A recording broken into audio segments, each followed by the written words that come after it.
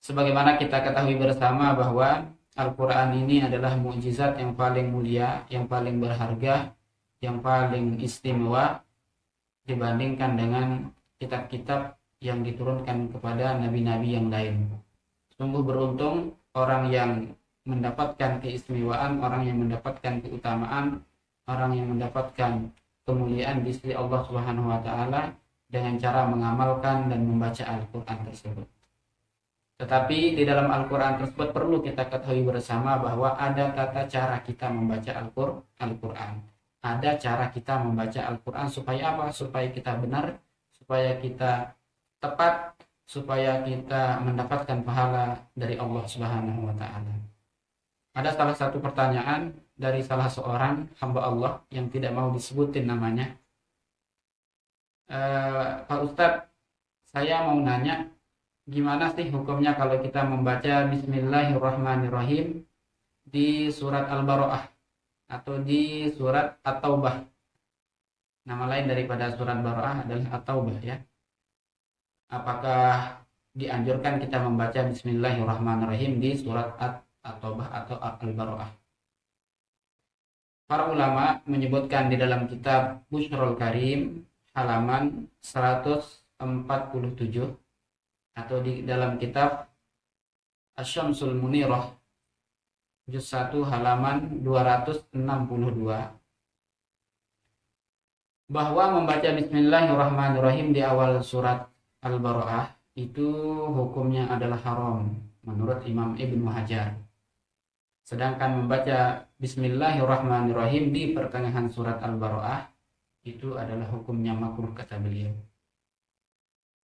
Sedangkan menurut Imam Romli, membaca Bismillahirrahmanirrahim di awal surat Al-Baro'ah itu hukumnya adalah makruh. Sedangkan membaca Bismillahirrahmanirrahim di pertengahan surat tersebut adalah hukumnya adalah disunatkan alias sunnah. Jadi kalau kita merujuk daripada khilaf antara Imam Ibnu Hajar dan Imam Romli, antara dua ulama ini adalah seliting, mempunyai keistimewaan, mempunyai kelebihan masing-masing tersendiri.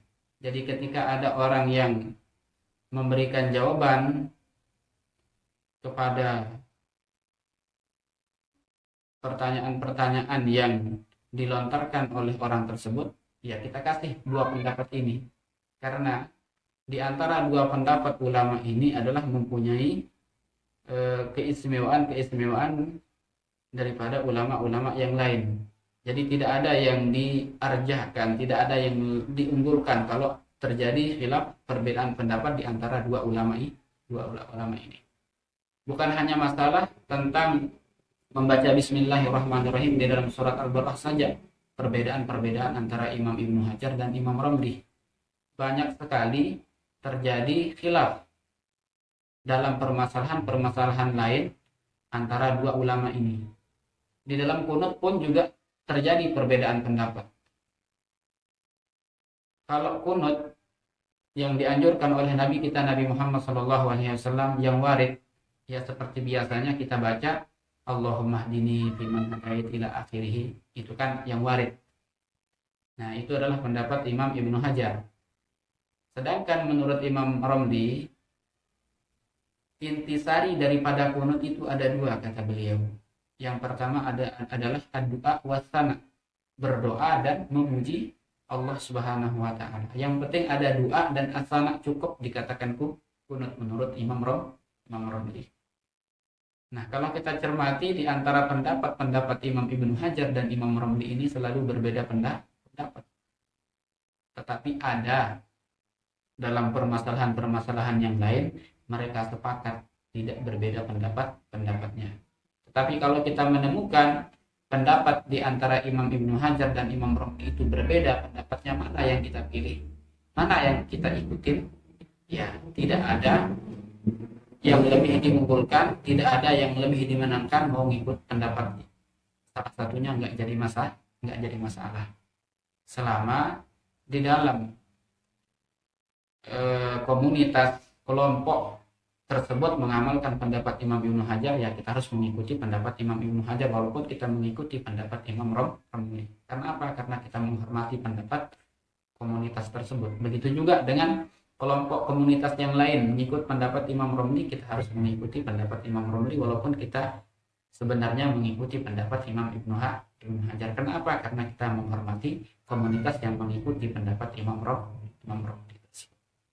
Jadi tidak ada yang paling arjah di antara dua ulama ini, yaitu Imam Ibnu Hajar dan Imam Romli. Jadi kita bisa memilih dan mengambil pendapat fatwa beliau karena rata-rata fatwa atau pendapat karena pendapat Imam Ibnu Hajar itu lebih keras, kalau Imam Romli itu lebih ringan pendapatnya. Jadi disesuaikanlah dengan keadaan lingkungan kita masing-masing. Kalau dia mengikuti pendapat Imam Ibnu Hajar, ya kita hormati. Kalau di suatu komunitas atau lingkungan tersebut mengikuti pendapat Imam Romli, ya kita hormati dan kita jaga tali persaudaraan, kita jaga persatuan umat Islam ini supaya tidak terpecah belah, supaya kita tetap bersatu di dalam naungan panji-panji Islam. Mudah-mudahan bisa bermanfaat. Kurang lebihnya seperti itu.